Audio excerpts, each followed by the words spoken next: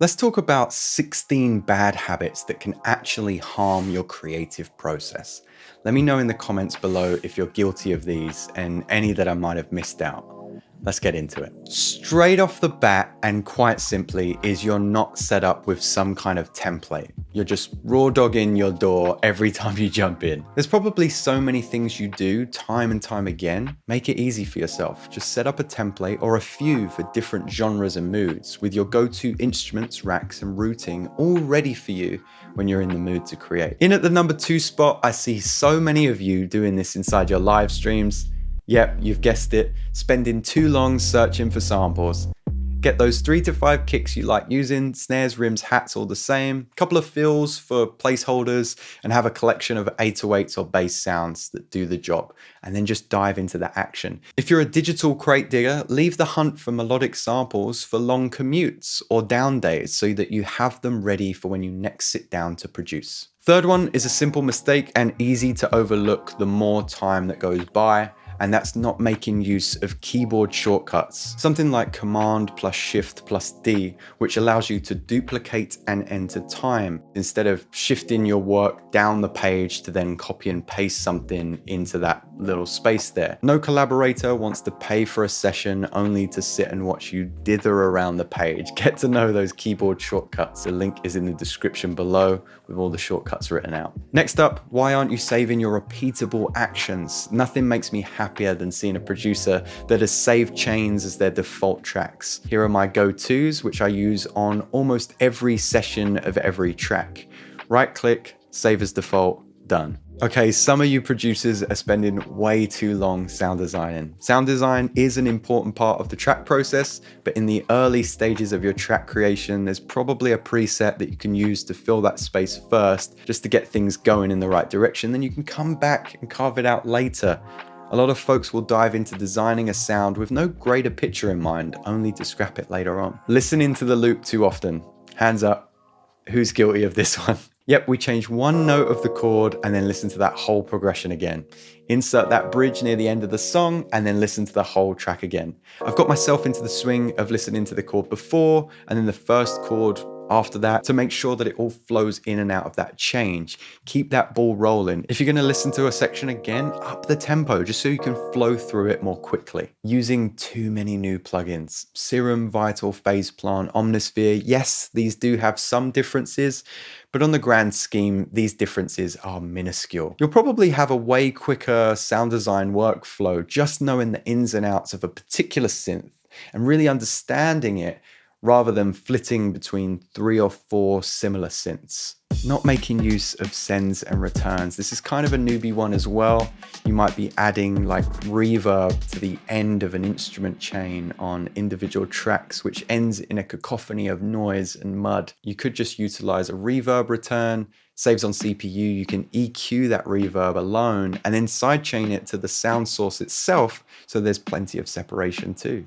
We spoke about shortcuts earlier, but better yet, map particular keys and map MIDI options too. I'm talking create multi-tool macros, map your faders to the gear that you use, assign keys to record or bounce in place. Anything that gets you away from scrolling across the page is going to save you many seconds that all add up in your session. Arm in tracks.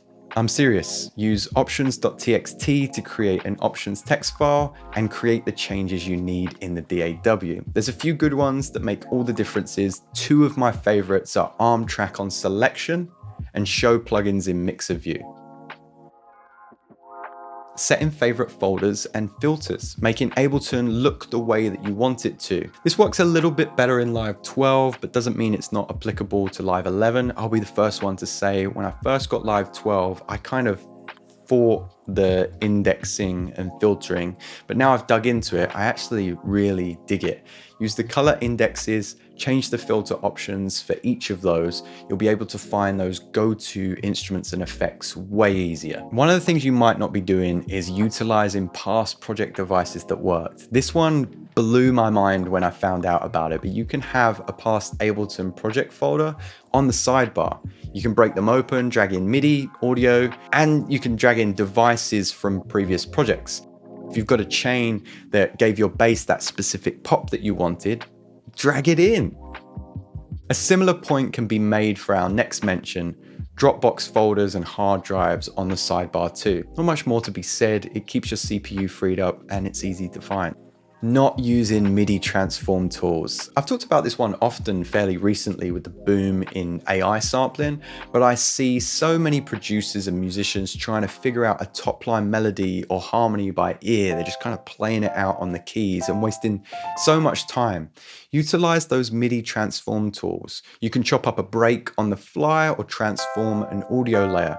As a bonus tip, it'll probably be quicker to sing the top line that you're trying to think of, add auto-tune, and then convert that melody to MIDI than it would be probably just trying to figure that out by ear on the keys if you're not a pianist.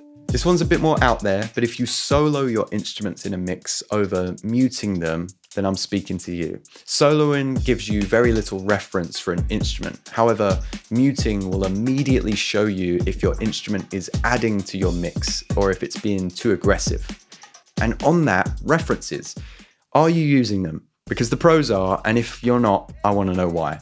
You'll have way more of a roadmap for success if you have an idea of where you're aiming for. Going in blind is fun, but if you're trying to work to a deadline, a reference track is an absolute must. Finally, manually moving MIDI around the page and just taking too damn long in the piano roll. I once watched a friend of mine just painstakingly move a note bit by bit, so it had that roll effect when there's a strum transform tool in the piano roll. These tools are here to help you, get you on the road quicker. And the same can be said for humanizing drums. There's literally a humanize button in the sidebar, and you also have the groove pull at your disposal too. Make sure you use it.